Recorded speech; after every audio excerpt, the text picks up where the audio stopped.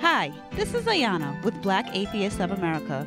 Welcome to our 12th session of The Bible Actually Says. In this series, we discuss the Bible. We move through the Bible as it should be read, cover to cover. Today, I have with me Ray, who is also a member of Black Atheists of America. While we will not be reading every verse, we may choose to quote the Bible. If so, just know that we will be using the King James Version. We will start by recapping last week's show, then pick up where we ended off, and go through as many verses as time permits. I hope you enjoy the discussion. Please feel free to comment and subscribe.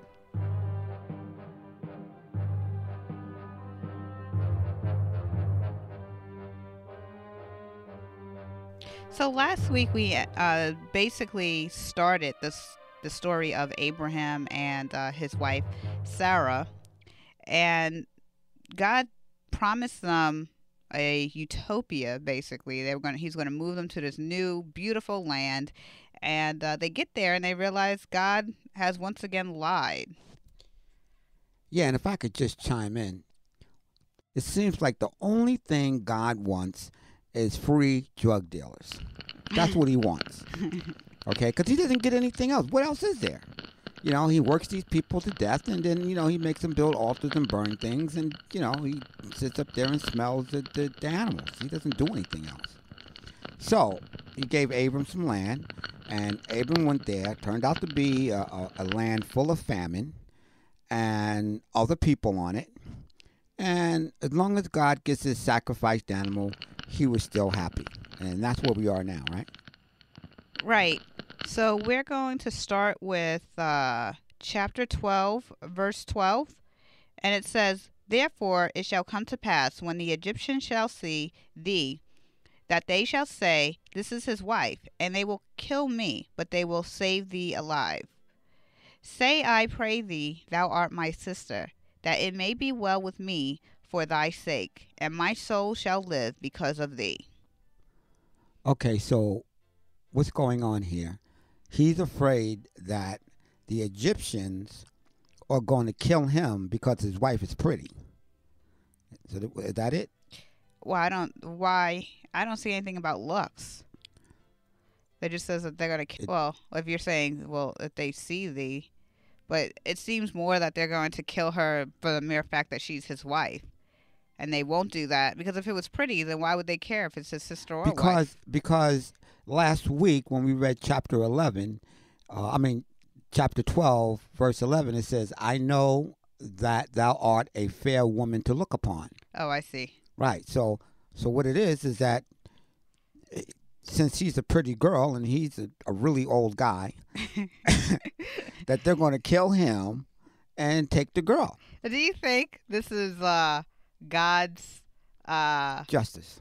No, not God's justice, but do you think that this is that he's kind of become this type of paranoid type of person that God is? I mean, where's the indication that these people are going to kill him? I don't know. See, I just think he's afraid. He's afraid because he knows that God is a crazy man, and whatever God says, he's going to do. I mean, look at what he did. I mean, he told these people, just drop everything you're doing right now, get up, move hundreds of miles. Lord knows how. Oh, I guess Lord knows. Okay, there you go.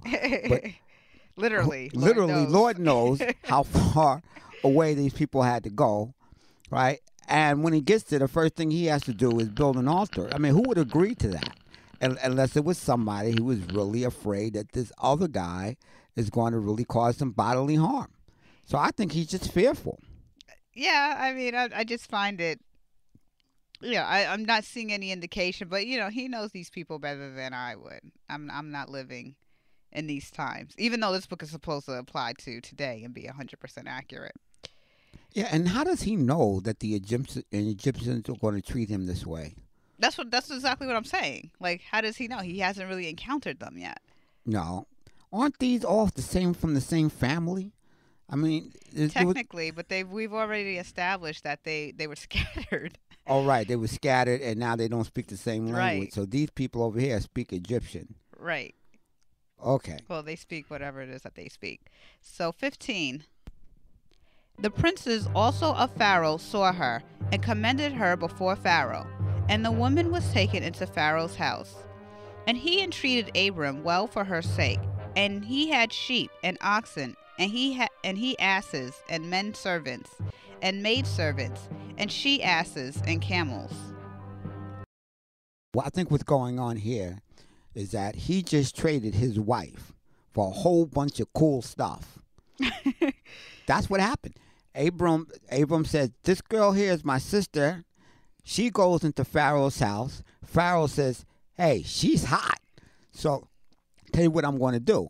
I'm going to give you some oxen, and I'm going to give you some sheep and some he-asses and some male servants, which are some slaves, and some maid servants, so male and female slaves, and some camels."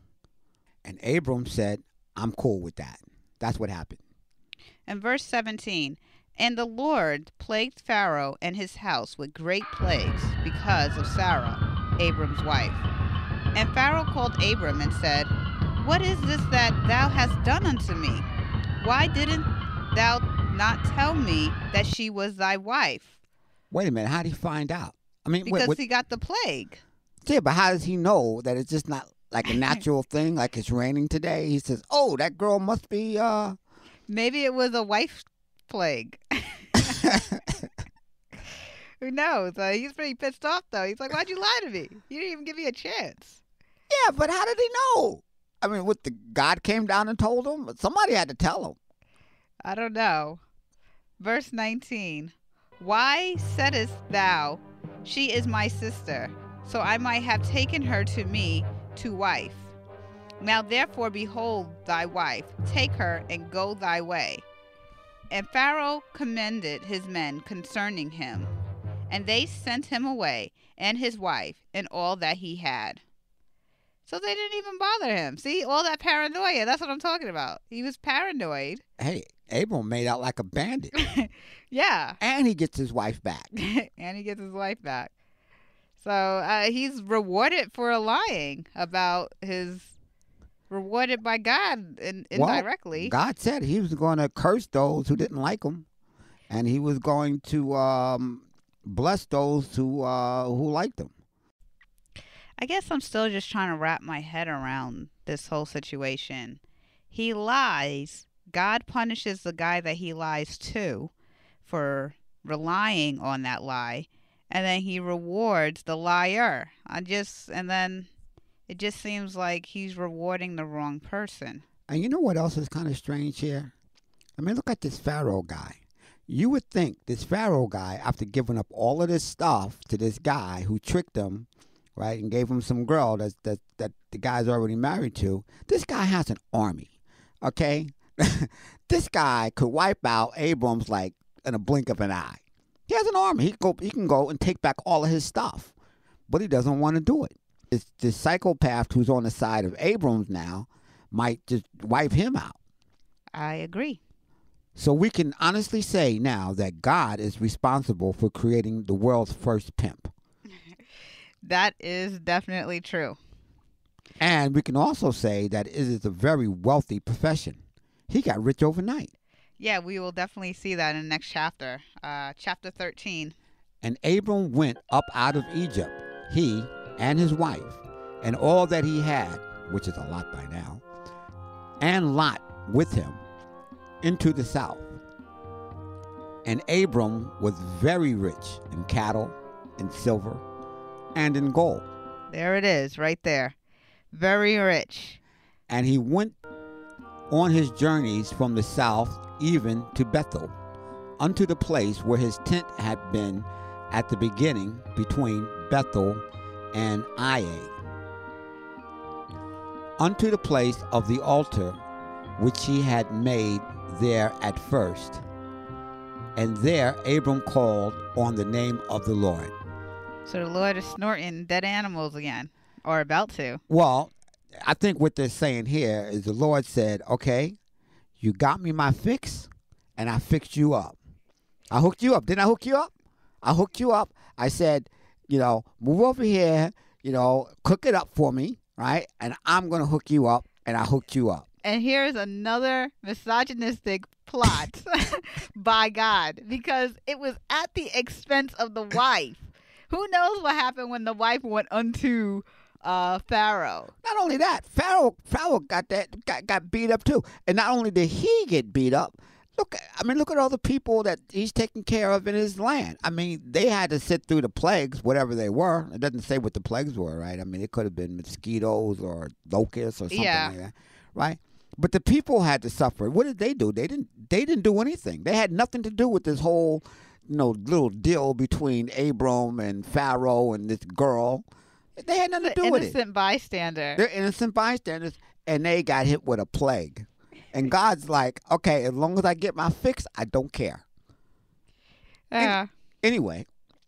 We're at verse 5. And Lot also, which went with Abram, had flocks and herds and tents. I still don't see Sarah's name anywhere in here. Sarah, nobody cares about her. Nobody. She did all the work. This is why they have all of these animals. This is why they're rich, because of her. Yeah, but nobody cares about her. Yeah. And the land was not able to bear them, that they might dwell together, for their substance was great, so that they could not dwell together. In other words, this guy is so rich. He's the kind of guy that he tells somebody, I need you to build me a building just to put my money in. I mean, this guy can't even fit his stuff in the land. He's got so much stuff. God hooked him up. And verse 7, and there was a strife between the herdmen of Abram's cattle and the herdmen of Lot's cattle, and the Canaanite and the Perizzite dwelled then in the land. And Abram said unto Lot, let there be no strife, I pray thee, between me and thee, and between my herdmen and thy herdmen, for we be brethren. Is not the whole land before us thee? Separate thyself, I pray thee, from me. If thou wilt take the left hand, then I will go to the right. If thou depart to the right hand, then I will go to the left. This is like Chicago. This is like the gang wars of Chicago. It is. They just ripped off Pharaoh. They got all his dough, and now they're splitting it up. Okay.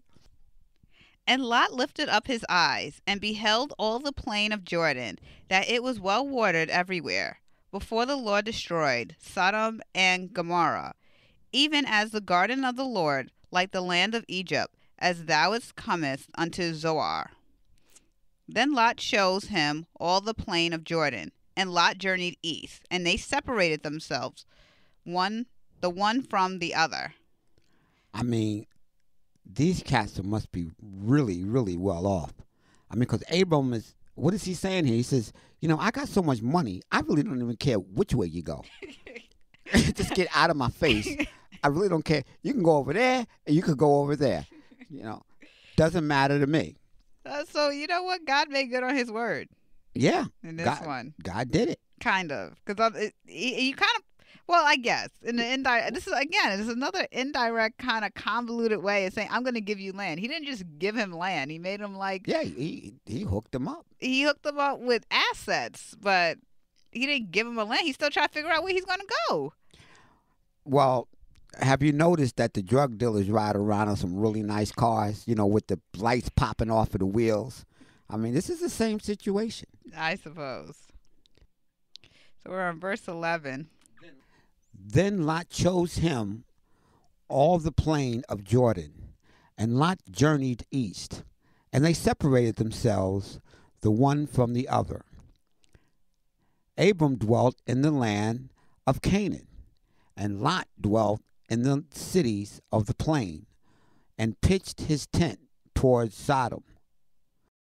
What happened to Ham? I don't know. I mean, this is a very large land. Remember, everybody was scattered, so we don't know where anybody is. I mean, we're only following these people. Yeah, so Ham doesn't have a problem with this rich man just moving into town and, having animal sacrifices, and God didn't even ask Ham to make a sacrifice. He's like, I don't want your drugs. Yeah, he doesn't want them anymore. I mean, these stories are focused on God's favorites. So that's who we're focusing on now. I mean, Ham might have been caught in the plague back at Pharaoh's house. Him and his family, yeah. I don't know. But the men of Sodom were wicked and sinners before the Lord exceedingly. Uh-oh. Dun, dun, dun. Remember last time he had a flood to deal with the wickedness of men. Yeah, you don't want that. But he said he's not going to do a flood anymore, but I mean, he might do something. Well, that was part of the covenant. It was part of the covenant. He may claim that the other party breached the contract, and then he says, okay, well, then my part is off now. I see what you're saying. Yeah, you don't know. And Lord the can Lord, do anything. Oh, sorry. You want to read this? Go ahead. And the Lord said unto Abram, after that Lot was separated from him, lift up now thy eyes, and look from the place where thou art northward and southward and eastward and westward. For all the land which thou see, to thee will I give it, and to thy seed forever. Okay. Wow. Ham is gone. Okay. And if there was anybody else, anywhere, north, south, east, west, up, down, inside, outside, doesn't matter. He gave him everything. Yeah. He must have really cooked up some nice stuff. But he said to maybe he did. He did. He says, I know but what he you said need. with your eye. So maybe he only has the land that he can see with his eyes. How far can the human eye see? It depends on whether the land is round whether or it's flat. But they said this was a plain, no? Yeah. Well, I don't know. Plane, So you can see pretty far. Yeah, unless it's a cloudy day. Yeah. Yeah. So I'll give God the benefit of the doubt that he didn't just give him the whole world. Well, God really liked that last cooked up thing. He was liking that because he hooked them up nice. Yeah. And I will make thy seed and the dust of the earth, so that if a man can number the dust of the earth, then shall thy seed also be numbered. Then Abram removed his tent, and came and dwelt in the plain of Mamre, which is in Hebron, and built there an altar unto the Lord. Another altar? Another altar. Getting his fix in. So how come he just doesn't pack up the altar and bring it with him? Or I mean, he's got slaves, he's got herdsmen, he's got plenty of dough. Oh, I think I got it. He probably wants to keep the secret recipe to himself, and he doesn't want anybody else to know what it is. So he just leaves whatever he finishes. He just leaves there, and that's the end of that chapter. And now we're into chapter 14. And 14 has a couple of wars going on here, so I'm kind of going to summarize, I guess, the first verses 1 through 11. I'm going to try my best to do a good summary. So we have 4 nations on one side and 5 nations on the other side. That would be the first 2 verses. And the third verse says that they're around this body of water called Siddim. And it appears that the nation of Elam, which is ran by Chedorlaomer, came out on top, and these nations were forced to serve under him for 13 years. For 12 years. In the 13th year, they decided to rebel. So the 14th year, I guess, to kind of flex a little bit, Chedorlaomer, I'm speaking of, takes his buddies and goes on this killing spree, which would explain 5 and 6 and 7.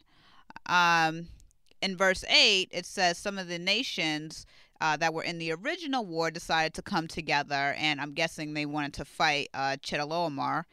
And it appears that he still came out on top, which is verse 10. And the vale of Siddim was full of slime pits, and the kings of Sodom and Gomorrah fled and fell there, and they that remained fled to the mountains. So those nations are gone. Their leaders fell. Nations are gone. Their people, the leaders fell, and the people that they got wiped out. Yeah, they got wiped out. So then these guys, let's see, in 11, and they took all the goods of Sodom and Gomorrah, and all their victuals, and went their way. So they robbed the place. Yeah, I don't, and nowhere in here does it say what this war was over. Was it over territory? Was it over access to this body of water? Was it just because they wanted to kill? I mean, there's no indication. And where's God? I mean, he's just Somehow or another, I get the impression that God has something to do with this. 'Cause yeah, you know, God likes bloodshed. I mean, he he's really absolutely into that. does. So, but it doesn't say. But then again, he did write the book. So, Yeah, I mean, there's just this huge gap as to what the events were that were leading up to this war that happened. I mean, just last chapter we were talking about Abram and Lot and how they were going, going to split the territory. and now, yeah, I know. And now we're into like World War III. Yeah. No explanation. We don't even know who these people are. Exactly. They just came out of the blue. And they're fighting. And we're like, what? Where's God? What happened? Who are these people? Yeah. And what did the people that we're looking at have anything to do with this? I mean, it's like a different story. It is. It just plopped in there. Yeah. So we're on verse 12, and it says, "And they took Lot, Abram's brother's son, who dwelt in Sodom, and his goods, and departed." So they robbed Lot. No, I think they're saying they took Lot bodily. Oh, yeah, they took him. Sorry. They took him bodily. And you know what? Because I was focusing on and his goods and departed. But yeah, they took him and his assets. And there came one that had escaped, and told Abram the Hebrew, for he dwelt in the plain of Moreh the Amorite, and the brother of Eshcol, and the brother of Aner. And these were confederates with Abram. And when Abram heard that his brother was taken captive, he armed his trained servants. I didn't know he had trained servants. Maybe he trained them in that time because they were men and women. I'm assuming it was the men. Born into his house, 318, and pursued them unto Dan. Yeah, that's odd. I didn't realize when they said that he had maidservants. Right, I thought it was one or two. Yeah. I didn't think it was 318. He had an army. He really He got hooked. robbed the Pharaoh. Yeah. He got hooked up. The drug business is good. Yeah. Good. Especially when God is your junkie. When God's the junkie, you're in good shape. 318. No wonder he didn't have any space for anyone. I know. Now it makes sense. Yeah. And he divided himself against them, he and his servants by night, and smote them, and pursued them unto Haba, which is on the left hand of Damascus. So it sounds like he flanked them. Yeah. I'm just shocked that he had this many servants.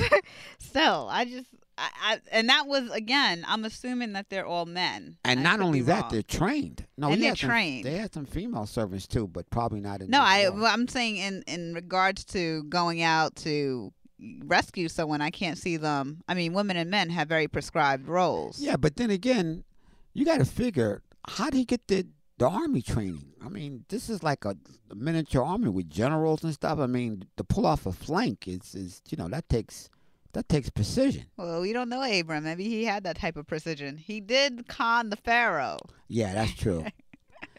And 16, and he brought back all the goods, and he also brought again his brother Lot and his goods, and the women also, and the people. And the people. Is that he just lumped the women in there? I brought back the goods, the donkey, the women, And the people. And the people. Yeah, I don't know.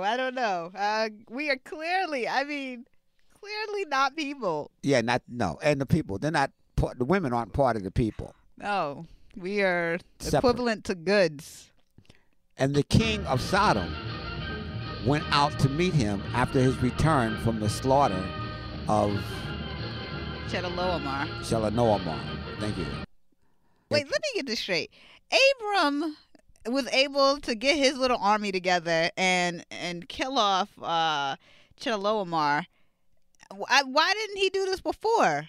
I mean, he wasn't involved. Lot wasn't involved before, but it kind of it is. I mean, here you got five. No, it's five on each side. It's like 10 different countries fighting. Right. Countries with their own armies, right? And they're fighting all the time. And Abram, who has like 300 guys, right, he goes there and wipes out the guy who won that war. He's got God on his side. Yeah, he's got. Yeah. That must be it, because it doesn't make any sense. He comes out of nowhere. This guy that's a skilled fighter. I mean, he's obviously skilled if he wins. I mean, he had a rule for 14 years. That doesn't come easy. Yeah. Especially, and then they rebelled and he won again. And then Abram comes along with his one nation and not even a nation. It's like 300 guys. Yeah, 300 guys, and well, I guess they get he probably made the same bargain that God made with Noah. You get your life. You get to live. And you or die on the battlefield. Or you die in the battlefield. But I mean, die here or on the battlefield. Your choice. Tick tock, tick tock. Well, I'm just gonna say that this doesn't really seem realistic. But well, like the rest of the book does, right? And the rest of that line of 17 reads, "And the kings that were with him at the valley of Shaveh, which is the king's dale." Yeah. So they returned with all this stuff. I wonder how much. I mean, I wonder how big the other army was. I just can't see him winning this battle. I can't see him winning this battle either. I mean, you're talking about 10 nations. But stranger things have happened, which brings us to the close of another Bible session. And what did we learn today? Well, today I've learned something very important. If you have a very pretty wife, consider going into the pimping business. This is Ray signing off. And this is Ayanna with Black Atheists of America. Please feel free to subscribe and comment. Thank you for listening.